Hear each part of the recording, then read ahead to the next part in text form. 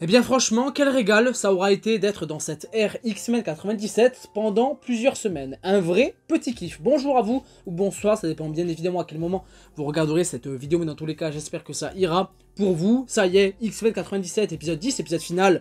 eh bien, est arrivé à point nommé, j'ai envie de dire. Après ça, on va tous devoir repartir dans notre quotidien, là, dans les prochains jours et même prochaines semaines. Bien moins intéressant sans doute, tellement on a bien mangé là depuis quelques semaines avec chaque épisode qui sortait de cette série. Ça va laisser un petit vide tellement, eh bien, c'était une pépite, cette série, hein, littéralement, que quasiment personne attendait et qui a, je pense, dépassé toutes les attentes. Et franchement, qu'est-ce que ça fait du bien d'avoir quelque chose comme ça, puisqu'ils ont quasiment réussi un home run parfait par rapport à ces 10 épisodes-là, puisque oui, je mets les pieds dans le plat d'entrée de jeu, on a encore une fois un épisode qui est, pour le coup, le dernier, absolument superbe, splendide, qui conclut très bien cette première saison, qui remplit parfaitement son rôle aussi, eh bien, d'épisode final, hein, avec un vrai climax, beaucoup d'action, du spectacle, mais aussi de la profondeur, du développement de personnages, des conclusions d'arcs émotionnels, etc. sur certains, même si c'est pas totalement fini évidemment. Il y aura une saison 2, hein, je préfère le dire d'entrée de jeu, et puis c'est justement ce qui est teasé à la fin de ce même épisode, mais un final qui remplit encore une fois, je le répète, parfaitement son rôle, beaucoup de spectacles, beaucoup d'action, beaucoup de choses qui sont développées. C'est même littéralement l'épisode le plus long, je crois, de la série, puisqu'il fait pas loin de 40 minutes, générique, etc. inclus, mais quand même. Donc voilà, ils ont bien fait les choses, ils ont été généreux, et ça se voit que la série a réellement été pensée pour bien faire, avec une réelle intention, une réelle ambition noble, de raconter vraiment les choses de façon intéressante, impactante, et pas juste pour le fanservice ou quoi que ce soit, même si justement par rapport au fanservice on en a pas mal dans cet épisode, l'apparition de plusieurs personnages de l'univers Marvel qui fait très plaisir évidemment, un fanservice qui marche, qui est pas forcément le truc qu'on retient le plus, et qui est pas l'entièreté, et bien justement de l'épisode ou même de la série, puisque c'est pas le seul épisode où on a du fanservice comme ça, mais qui fonctionne, qui est là, c'est la petite cerise sur le gâteau, le petit bonus en plus de tout ce que la série a raconté, a montré de bien en termes de qualité, etc. Et pour le coup, c'est encore une fois la représentation même de ça avec cet épisode 10. Et ça le fait, franchement, quel plaisir. J'ai limite rien à dire. Tellement juste, voilà, vous connaissez le dicton, le fameux dicton, hein, une image vaut 1000 mots. Eh ben voilà, regardez l'épisode. Ou là, en l'occurrence, re-regardez-le. Même si, bon, là, on n'est pas sur une image, on est sur un épisode tout entier à regarder. Mais bref, vous avez compris le sens du truc, en tout cas, j'espère. Mais un épisode que j'ai grandement apprécié, qui a marché pour moi. Pas mal de séquences qui m'ont marqué, notamment peut-être la partie la plus intéressante pour moi, en tout cas l'une des parties les plus intéressantes, tellement il y en a, mais voilà que j'ai pas mal apprécié, c'est littéralement, ça fait un petit peu partie de l'ouverture de l'épisode, la relation Charles Xavier et Magneto, dans ce combat, on va dire, psychique et télépathique, dans un premier temps entre les deux, pour neutraliser justement Magneto, et ensuite pour essayer de le réanimer et de ne pas briser son esprit, tellement justement Charles Xavier est un télépathe, le plus grand télépathe du monde, et qu'il est trop puissant en quelque sorte. J'ai beaucoup aimé parce que justement ça mettait en avant le duo et la relation entre les deux. La semaine dernière on avait un épisode de retrouvailles entre les deux, et qui mettait en avant leurs oppositions idéologiques, et là on met en avant leur lien, leur lien en fait, tout simplement, leur amitié dans le temps, et j'ai adoré toutes ces parties-là, toutes ces scènes-là, la remise en contexte, de leur première rencontre, sans doute, pas forcément de leur première rencontre, mais la première fois où ils se sont avoués mutuellement qu'ils sont des mutants tous les deux dans le bar, hein, voilà, la fameuse scène dont faisait référence Magneto dans l'épisode précédent de la semaine dernière, justement, où ils parlaient de leur rêve, de ce fameux rêve de vivre en paix entre les mutants et les humains, enfin bref, vous avez compris. J'ai adoré toutes ces parties-là, il y avait une réelle magie, l'animation était belle, la mise en scène était belle, les dialogues étaient forts, étaient impactants. Et j'ai adoré toutes ces parties-là. Des scènes d'action de ouf, avec Jean Grey notamment, et ça je l'avais dit la semaine dernière, mais qui se révèle avoir encore ce fameux phénix au fond d'elle, qui justement lui permet d'avoir un power-up et en quelque sorte pendant un court instant de mettre en galère Bastion et toutes ses troupes. Voilà, je l'avais dit la semaine dernière, j'avais dit que le Phénix va se révéler en Jean Grey, ça va lui donner des pouvoirs en plus, qui va lui permettre d'anéantir Bastion ou de faire les choses bien sur Terre, etc. Et c'est en partie le cas, même si ça reste pas non plus trop longtemps. On va dire que ça fait partie du fanservice, on va dire, de l'épisode. Câble, j'ai adoré la scène d'adieu entre justement ses parents et lui, je m'en mêle un petit peu tout entre le début et la fin, mais bref, vous avez compris, c'est histoire de vraiment mettre le point sur les moments qui m'ont marqué, que j'ai apprécié vraiment beaucoup dans cet épisode. Les adieux qui, pour moi, ont marché entre justement Jean Grey et Scott, hein, surtout Scott et son fils, Cable, justement, voilà, la relation père-fils qui arrive à trouver son chemin, mine de rien, malgré tout ce qui s'est passé justement entre les deux, et dans l'instant, ça a fonctionné, ça a marché pour moi, ça a marché vraiment, c'était plutôt pas mal. La séquence aussi de discussion, notamment encore une fois en citant Cyclope qui est un masterclass, un Cyclope dans cette série en tout point, tout allé, on est enfin face au vrai Cyclope, au vrai Scott Summers, c'est pas les foutaises qu'on a eu au cinéma sur plus de 20 ans, enfin bref, un vrai Scott Summers qui balance un discours magnifique à Bastion pour essayer justement de le raisonner et de ne pas justement emprunter la manière forte pour employer justement la diplomatie et l'entente justement entre mutants par rapport à la cause sur Terre face aux humains, etc. Qui va à contre-courant justement de la vision et de l'objectif de Bastion. Bastion d'ailleurs, je mets le point là-dessus,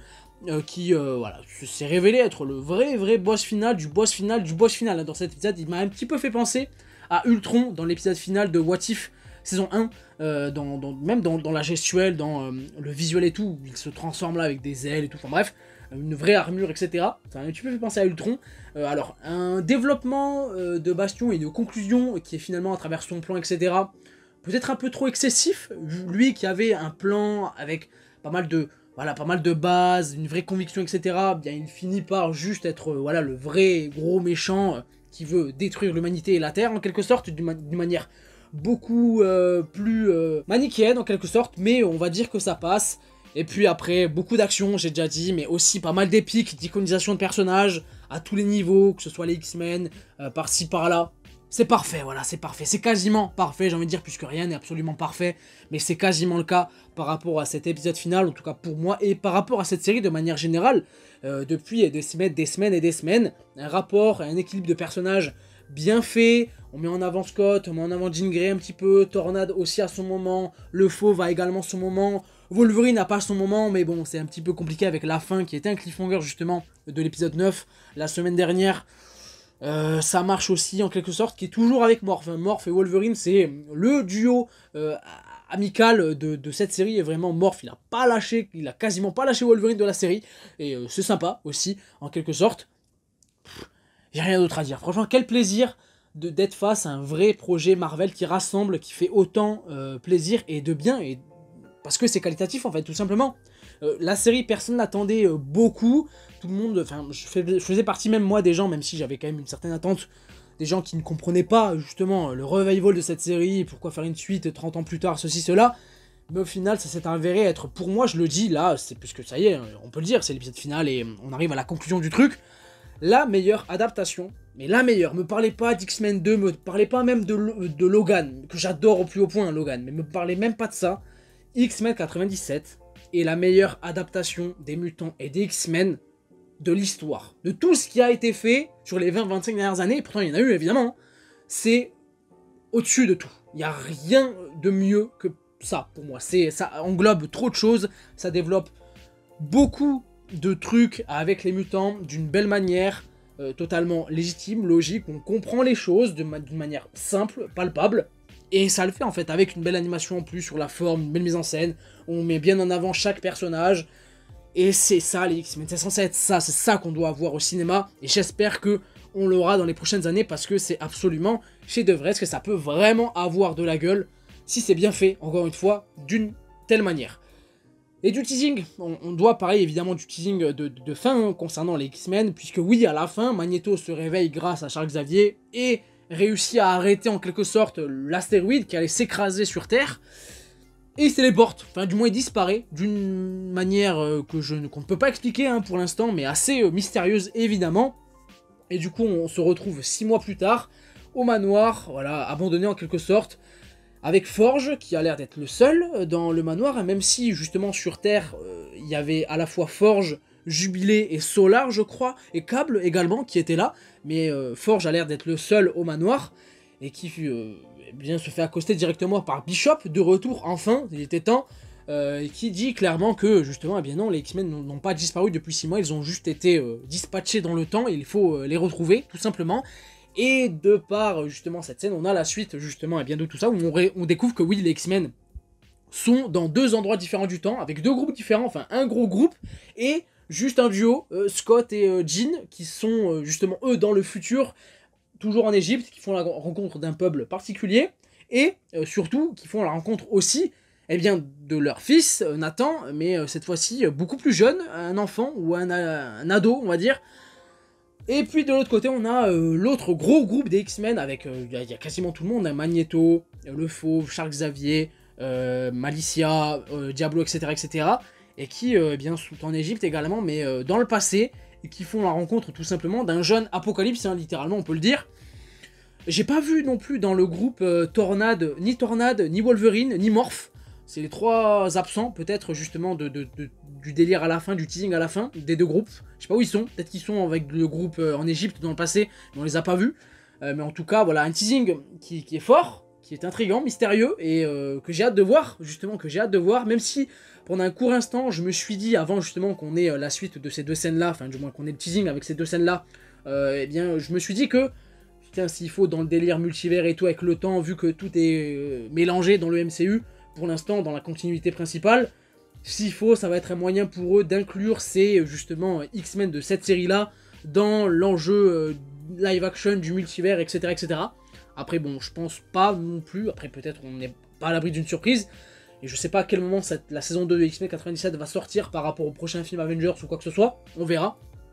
Mais en tout cas, un teasing qui marche, en tout cas pour moi, et avec la scène de fin également, la scène post-crédit, avec eh bien, tout simplement Apocalypse, qui est sur les terres, du moins les débris de Genosha,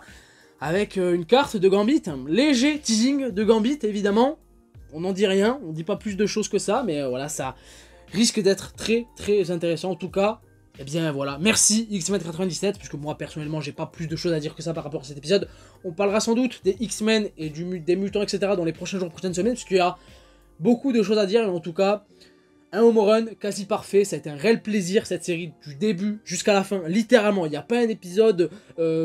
mauvais ou quoi que ce soit, il y a eu un Osef, là, celui qui me vient le plus à l'esprit par rapport à un épisode moins bien que les autres, c'est l'épisode 4, centré sur Jubilé notamment. Mais voilà, tout le monde a eu son moment dans cet épisode, tout le monde a eu son moment dans la série de manière générale, que ce soit en termes de développement de personnages, de répliques, mais aussi d'action, voilà, d'iconisation, il y avait tout, et puis c'est absolument parfait, voilà, moi rien à dire là-dessus. N'hésitez pas, vous, de votre côté, à me partager votre avis par rapport à cet épisode et à la série de manière générale. Est-ce que vous êtes d'accord avec moi sur certains points et d'autres pas du tout? Enfin bref, partagez-moi vos avis en long, en large, en travers, lâchez-vous dans les commentaires, pas trop non plus, faites pas les cons, attention, mais dites-moi tout ce que vous avez pensé de tout ça, évidemment, n'hésitez pas à mettre un petit pouce bleu à la vidéo si elle vous a plu, à vous abonner également si ce n'est pas déjà fait, mais vous êtes obligé de rien, faites ce que vous voulez, le simple fait d'avoir regardé la vidéo et d'être supposément resté jusque là, c'est déjà énorme, donc merci beaucoup à vous, et moi, eh bien c'est tout, pour moi, je vous fais plein de bisous, je vous dis à la prochaine, prenez soin de vous et de vos proches, ciao ciao.